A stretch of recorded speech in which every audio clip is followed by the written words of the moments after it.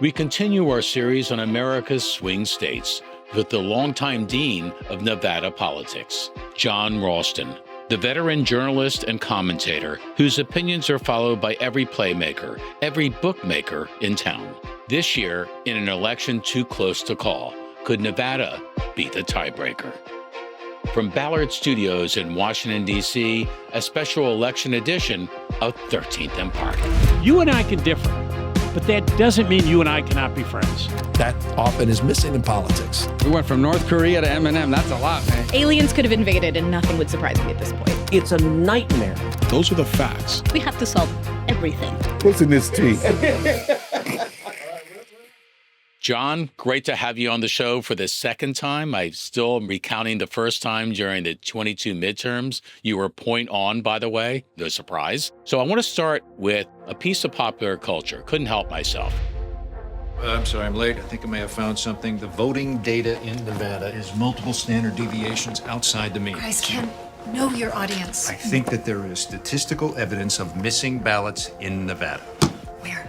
I do not know. How many? I do not know. Are you sure? Absolutely. Funny thing about elections, historically they've always been leftover ballots. Sometimes up to 16% end up missing or thrown out.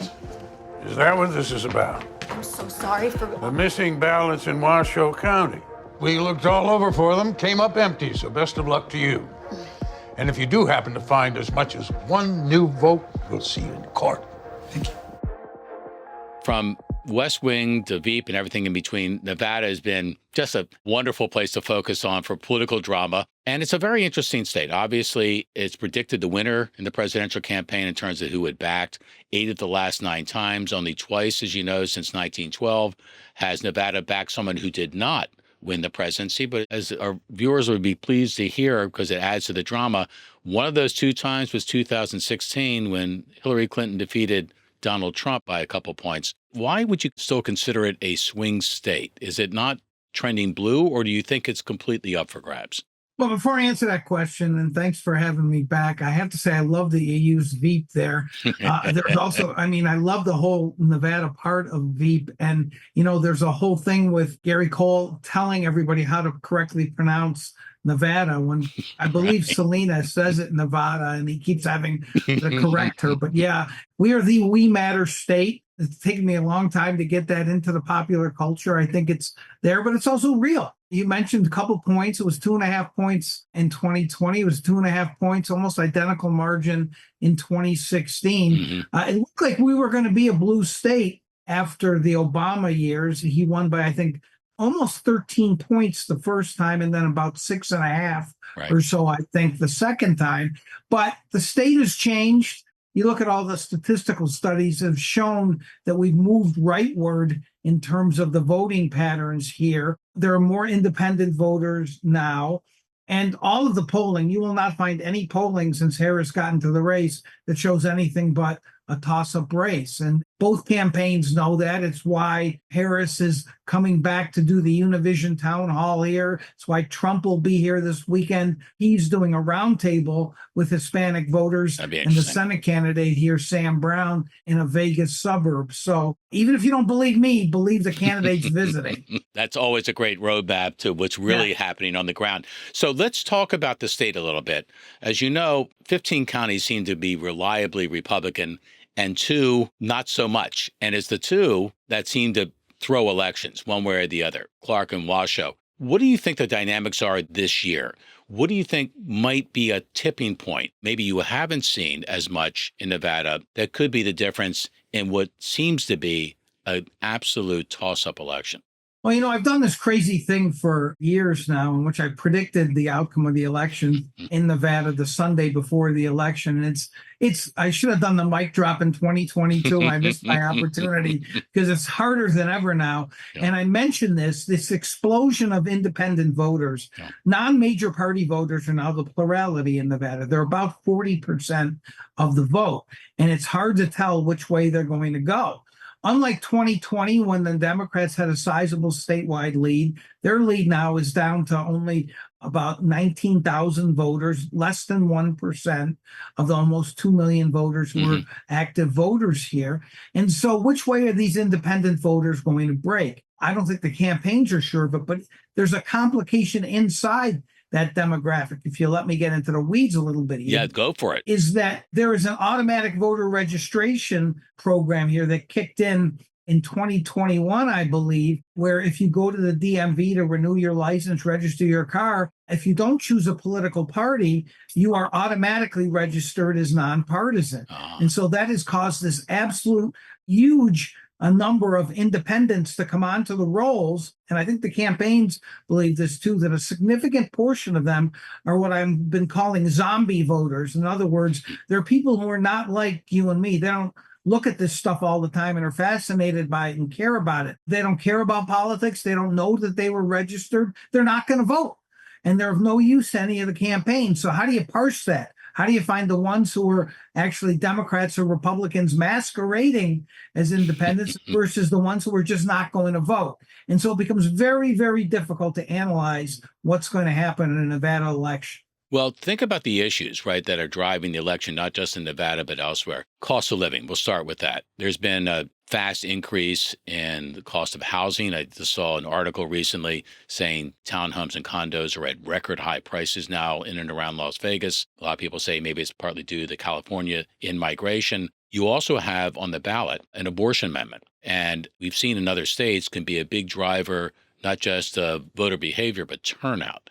Where do you think those issues fit, John, especially into those independents who may hold the key to this election? It's a great question. And both those issues are going to play a role, I think, in the election. Let's start with the housing issue you mentioned. In recent polling I've seen, when people are asked what's the most important issue facing the state, they mention the economy first, as it is in almost every state. But second, easily, is housing, which is actually related to the economy, of course. But people are worried about these high prices, especially in the urban areas of Washoe County and Clark County. And so it's going to play a role. What role? I don't know, but it will be uppermost in people's minds. The abortion amendment, which is to put protections in the Constitution that now exist only statutorily, is widely seen as a move of convenience for Democrats to try to drive turnout. We have very strong protections here in statute. It was passed in 1990 and can only be taken away by another vote of the people. There are arguments that it solidifies it if you put it in the Constitution, because it's harder to repeal something in the Constitution versus a statute. But as it may, the Democrats did this because they want to drive turnout. Abortion is going to be an issue. And if the race is close at the margins, it could help the Democrats. One other thing that could help the Democrats in that issue is it is the central issue in the Senate race here, which is a very important Senate race between Jackie Rosen and Sam Brown. And she has been hitting him on his abortion stances since the beginning of the election. And so it is uppermost in people's minds. And we are a very pro-choice state. So it could make a difference. So let's talk about the Senate race between Rosen and Brown, where it seems like she has held consistently somewhere between a 5 and 10 point lead. Is that race over in your mind, or is that a race still that could turn on things that have yet to happen? It's a good question. I think a lot of people in Washington, especially Democrats, think it's over. Rosen has had double-digit leads in a lot of polls, and I don't believe those polls, by the way. And I think polling in Nevada is generally bad. But she's been ahead in every poll by at least 5-6 points outside the margin of error. Sam Brown has claimed there's polling that shows him only 1.5 points behind. But no poll is any better than how it models the electorate that actually exists on November 5th. So I think the Republicans have a decision to make. I think they're making it right now. They just pulled down all of their ads in Nevada, but they say they're going to do what they're doing in other states, which is creating what are known as hybrid ads, where they link their ads with the presidential race. Right. There's no evidence yet of that buy. It's supposed to come this week. And in the priority of Senate races, even though I think the Republicans had high hopes for Nevada, I think we've dropped to fourth or fifth at best in terms of hopes for taking a seat. And I think that's going to affect their resource deployment in the final month. How does the governor play into any of this, John? Because a Republican governor with a Democratic-controlled legislature, does he have any sway here in terms of voters on the margin? Since I think he was, I wouldn't call him a surprise winner, but it was not something that was totally expected by a lot of people that he would be able to prevail. Is he a factor? I don't think he's that big of a factor, and I'll tell you why. Joe Lombardo has been partisan when he needed to be partisan. And what I mean by that is when his consultant said, you've got to nod to the base. Mm-hmm. You've got to at least say you endorse Trump, even if you're not going to gush about Trump. You've got to endorse Sam Brown, even though you're not going to go to a lot of Sam Brown events.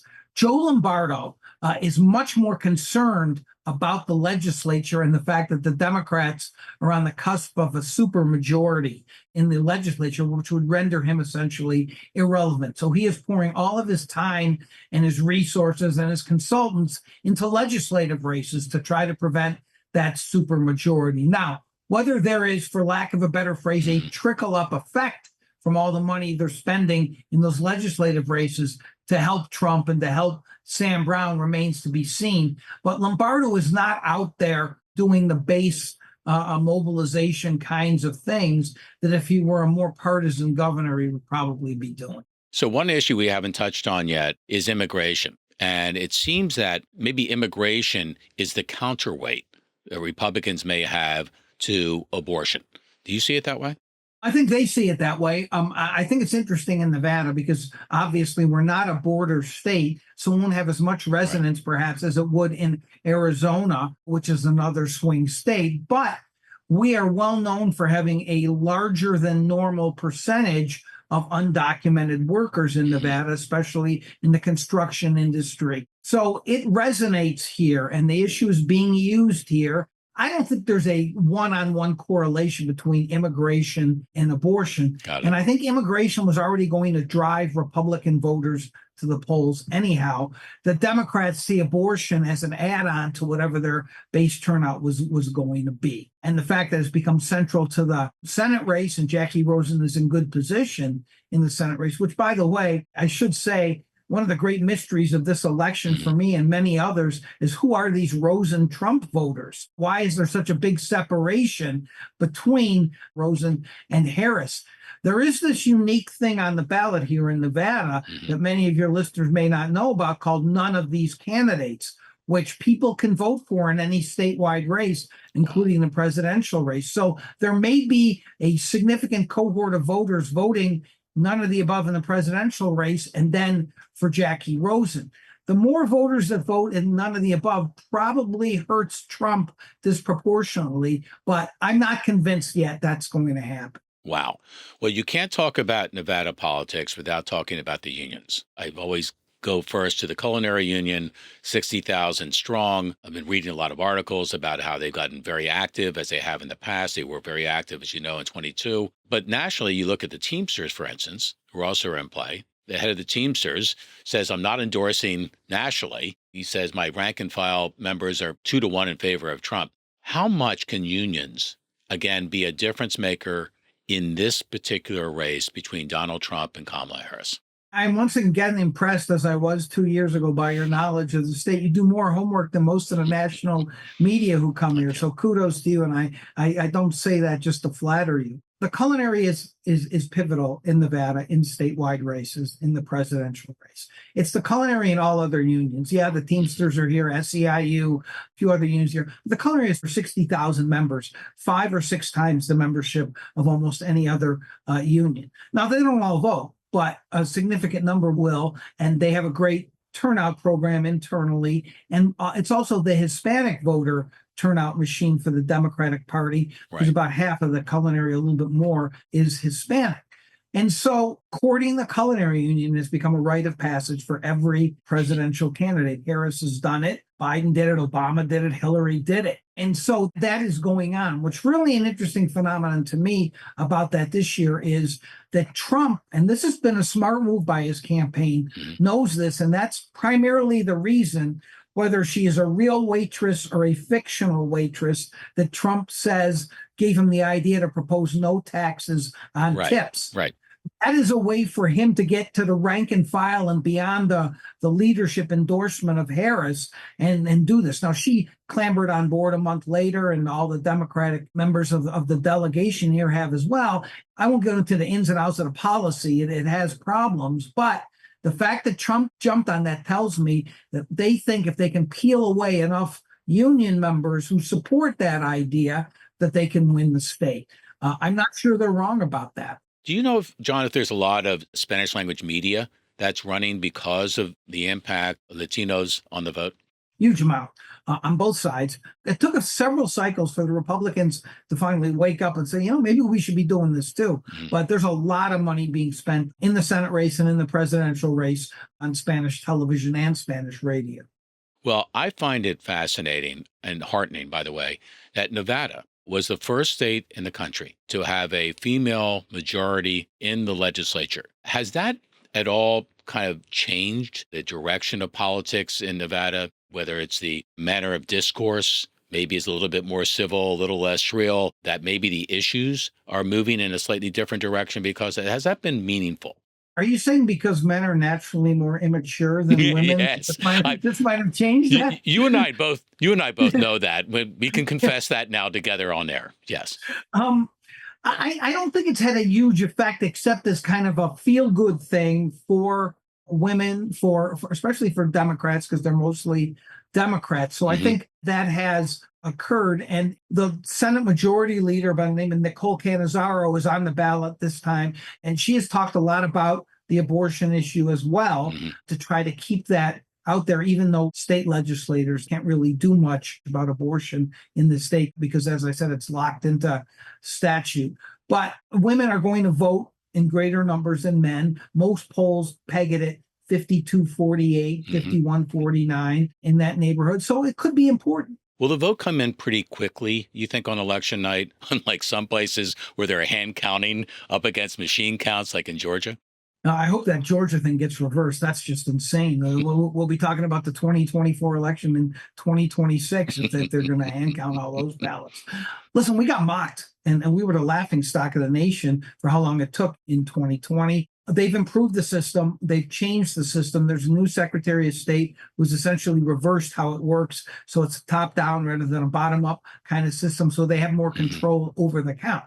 Having said that, we are a mail ballot state now, and they can count those mail ballots as long as they're postmarked election day or before for 4 days after the election. Yeah. And then there's a period of a couple of days where you can do what is known as curing ballots. Now, there usually aren't that many, but that means if your signature drew a red flag or something, you can come and tell the people, this is my ballot.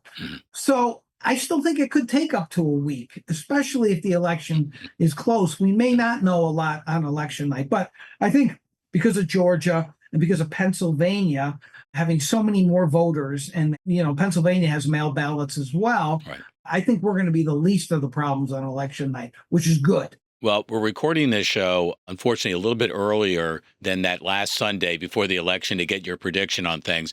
Is it fair to say at this point you're looking at, in Nevada, a very close election? I think it is. And I think, as I said earlier, I'm usually pretty good at reading what's going to happen, not necessarily 28 days out, but as we get close to the election, I think it's going to be much more difficult this year than any other year. The country is going to be looking for your prediction on that final Sunday, as they always seem to, John. Thank you so much for joining us for the second time. There are only a few people that have come on the show more than once, that had the nerve to come on the show more than once. And we appreciate the fact that you lead with knowledge and information, which breeds wisdom, as opposed to opinion and hyperbole, which I think we find far too often is driving opinions when it should be what's real. Well, I'm honored to have been asked back twice for such an elevated conversation. Thanks for doing it. Jon, take care of yourself. Thank you.